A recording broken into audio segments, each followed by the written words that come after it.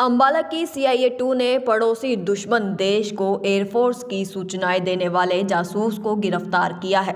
ये जासूस एयरफोर्स की सूचनाएं दिया करता था और 2020 से एयरफोर्स में ठेकेदार का साथी था। जानकारी देते हुए अंबाला क्राइम डीएसपी वीरेंद्र ने बताया कि सूचना के आधार पर एक व्यक्ति को गिरफ्तार किया गया था जो एयरफोर्स की सूचना पड़ोसी दुश्मन देश को दिया करता था। प्राथमिक जांच में यह खुलासा हुआ है कि व्यक्ति एक सोशल मीडिया के जरिए एक महिला से बात किया करता था और हनी ट्रैप के जाल में फंस गया था। इसके बाद से इसने उन्हें एयरफोर्स की सूचनाएं भेजना शुरू कर दिया। फिलहाल अभी आरोपी को 4 दिन के रिमांड पर लिया गया है और इस दौरान इससे पूछताछ की जा रही है। हालांकि अभी इसे और भी बड़े खुलासे होने की उम्मीद जताई जा रही है। वहीं ये अकेला था या इसके साथी थे, इन सभी मुद्दों पर जांच की जा रही है। आरोपी की पहचान अंबाला के साहा थाना के अंतर्गत आने वाले गांव सबका के सुनील के रूप में हुई है। एक इनपुट थी हमारे पास अम्बाला पुलिस के पास कि एयरफोर्स स्टेशन में जो है एक लड़का है और सस्पेक्टेड था। तो उससे जब पूछताछ की गई तो काफ़ी चीज़ें उसमें निकली।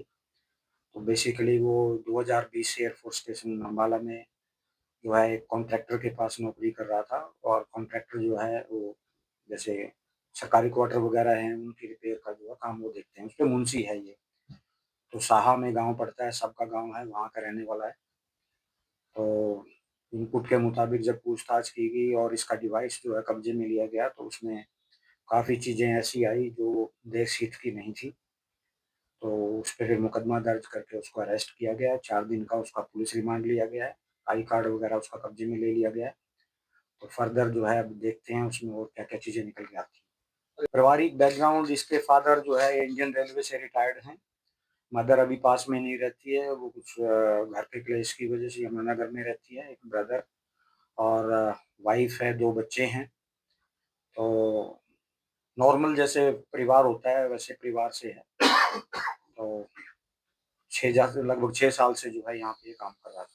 इस संदिग्ध इसकी जो एक्टिविटीज़ थी वो सस्पेक्टेड पाई गई तो इनपुट आया क्योंकि आपको पता ही है कि भई जब नेशनल सिक्योरिटी का मामला होता है तो फिर नज़रें होती हैं। तो इसका जो डिवाइस है, मोबाइल है, उसमें कई चीज़ जो है आपत्तिजनक ऐसी पाई गई जिसमें देश की जो है सिक्योरिटी को या इंटीग्रिटी को हम खतरा मान सकते हैं। हमारे आपको पता ही है जो पड़ोसी देश पे जो है कुछ इनपुट जो है भेजी गई हैं अपने डिवाइस से। तो अब देखते हैं फर्दर क्या निकलता है इसमें। इसमें मोस्टली यही होता है कि कोई ना कोई ज़रिया बनाया जाता है कि आपको या तो कोई लालच दिया जाता है या कोई जो है किसी को इंट्रोड्यूस कराया जाता है किसी लड़की से या इस तरह से, तो कहीं न कहीं आदमी जो है वो फिर उस ट्रैप में आ ही जाता है। तो शुरुआत इसकी भी इसी तरह से फेसबुक, इंस्टाग्राम इन चीज़ों पे जो है दोस्ती हुई एक लड़की से और फिर जो है उसने इन्फॉर्मेशन माँगनी शुरू की।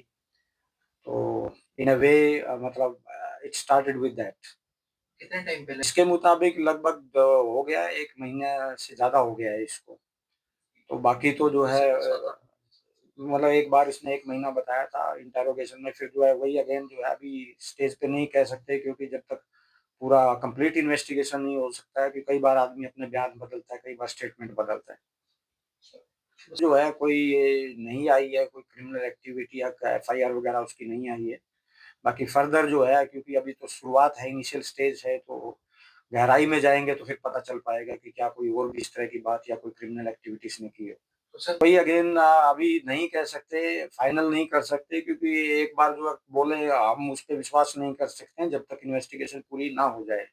और ये मैटर सेंसिटिव है तो जब तक पुख्ता नहीं होता तब तक। तो सर जैसे वो महिला का मैं कह रहा हूँ कि अब इसका तो ये कहना है कि मैं उसका नंबर नहीं जानता हूँ तो अ, मतलब जब तक जो है आप थॉरोली क्योंकि आपको साइबर की मदद ये वो सारी चीज़ें काफ़ी सारी चीज़ें इन्वेस्टिगेशन में देखनी पड़ेंगी, उसके बाद ही जो है क्लैरिफ़ाई हो पाएगा।